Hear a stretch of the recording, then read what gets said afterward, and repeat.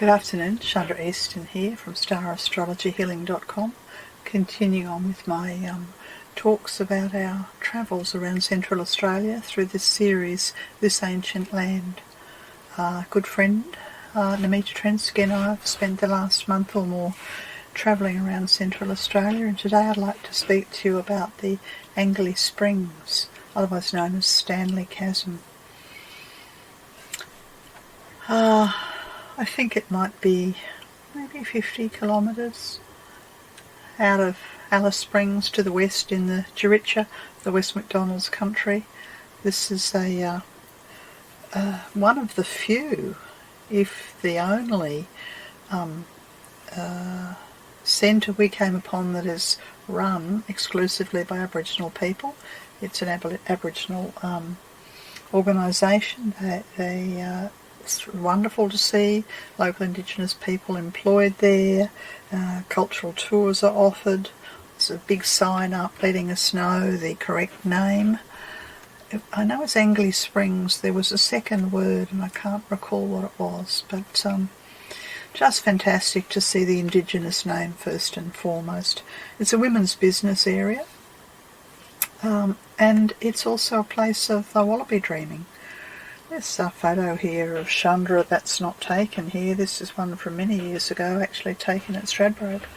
But the local Euro wallabies are very rare, very shy, very hard to photograph here. I was very interested to discover that this is one of the 8 permanent waterholes that bring water into Juricha to the West McDonald's, because we're in the middle of dreadful climate crisis on the planet, and we know that water is life. And I was also interested to see that somehow or other we've managed to visit, not all, but a few of these. We've been to the Red Bank Gorge, to the Glen Helen Gorge, to the Ormiston Gorge. Haven't yet been to Hugh Gorge. I think that might be 4-wheel drive. Fish Hole sounds interesting, but also 4-wheel drive. Ellery, the big hole, big swimming hole, yes, and the Angkerle Spring, which is an underground spring of ancient water. And so there's no visible water at Angkerle, but there is a pipeline that then runs the cafe, the camping ground, but it's permanent water. Yeah. It's a short walk down to the chasm, and we pass lots of cycads. You know, there's something about the nature that you sort of forget for a moment that you're in the middle of Central Australia. You know, it's sort of quite lush, almost sort of rainforesty. And I guess this comes from the underground spring, and yet the rock, the cliffs, they have this very ancient. They remind me of dinosaurs, you know, very ancient, millions of years old. Now what was it? Granite rock, quartzite. That's what it was, and the quartzite allows the water to seep through and cracks it up in this very interesting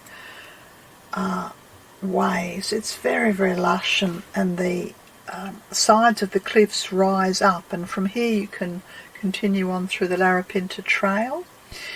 Do you think I can remember what section of the trail it is?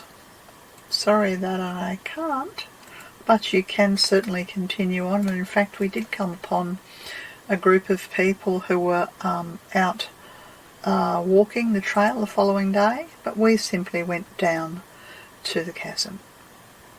The closer you get, the more immense you realise it is.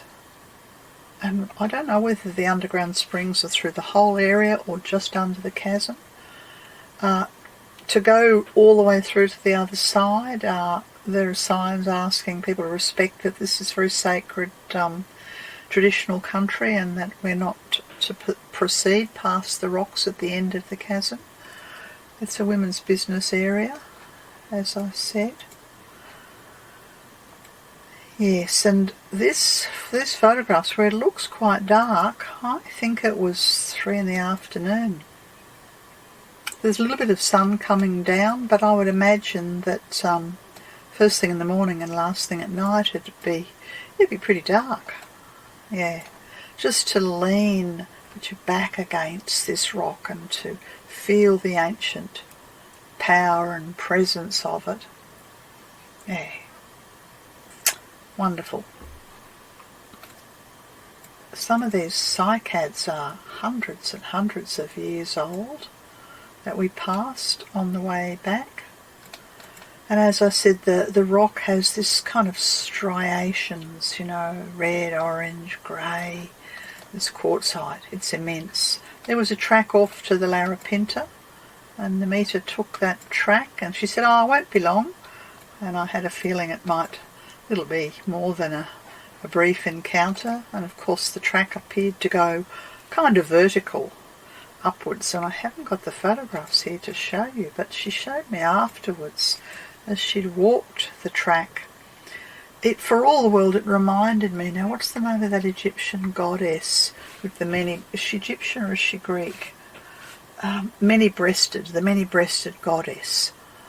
And the photographs that Namita showed me, all the cliffs and the mountains around, they looked like feminine breasts to me. So I just thought, well, you know, this is a women's business area for sure. Yes, a lovely place to visit, and I think it's a place that the tourists come to because it's accessible, it's easy. Some of the places are hard to get to, but this is a bit of a brief walking distance up to this amazing women's business area.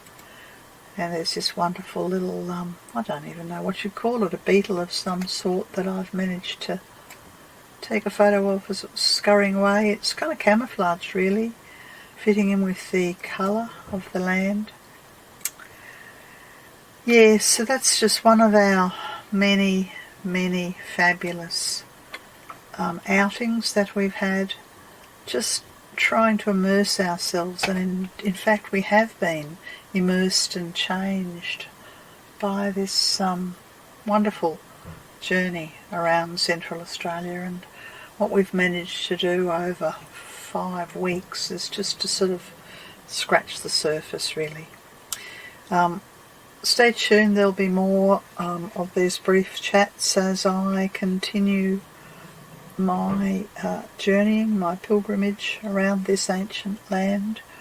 Namita's headed back to her life in Melbourne, and I'll be continuing on. You can find the other talks through my website. Just type in Central Australia or this ancient land and you'll find them. I think that's all that I wanted to say to you about this wonderful women's business healing area that is a repository for water for future generations. Thanks, bye for now.